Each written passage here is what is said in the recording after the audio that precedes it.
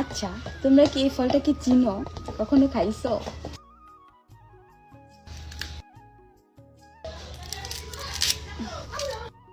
Wow, কত সুন্দর না? কালো, এটাকে উপর থেকে ফেলে দিতে হবে।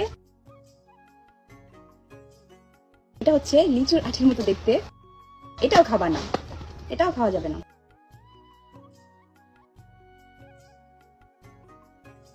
তারপরে এই যে ভিতরে যে সাদা অংশটা আছে, এটাই খাবা। বিসমিল্লাহ।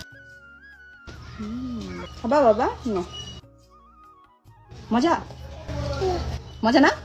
তোমরা অনেকে হচ্ছে এই ফলটাকে চিনবা না, কারণ এটা হচ্ছে বিদেশি একটা ফল।